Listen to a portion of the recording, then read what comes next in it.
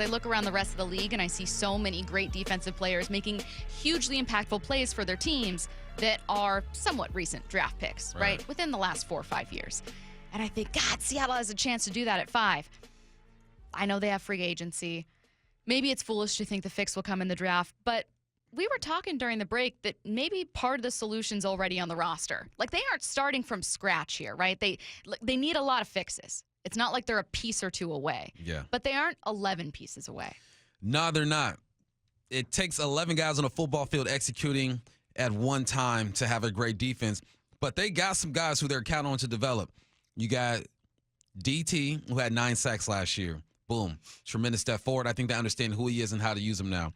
You acquired Chinnan Nwosu. He has 9 sacks. Boye Mafe, I want to say, was like 4th in the NFL when it comes to rookies having sacks. Not a lot, only 3. Aiden Hutchinson had the most, but he's going to develop as well. And not a regular starter, so he had limited chances. And not a regular starter.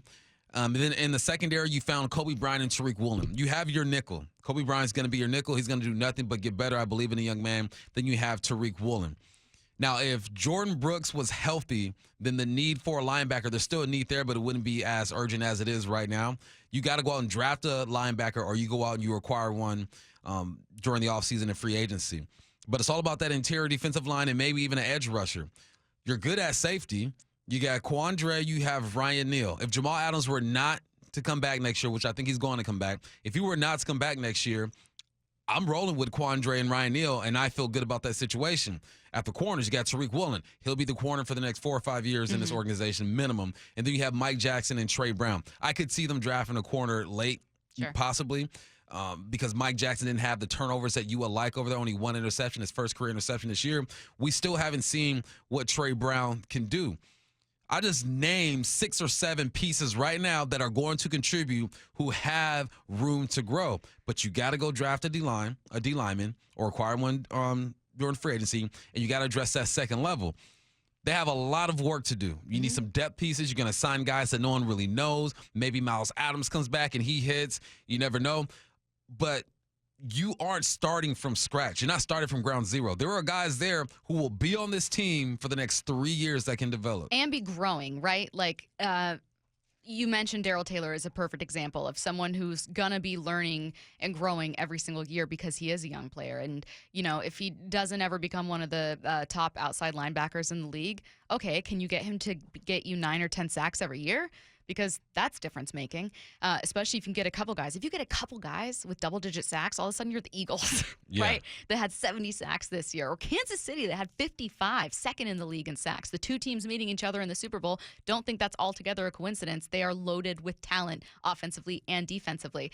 Kind of a wild card in this one when it comes to improvements that are already on the team.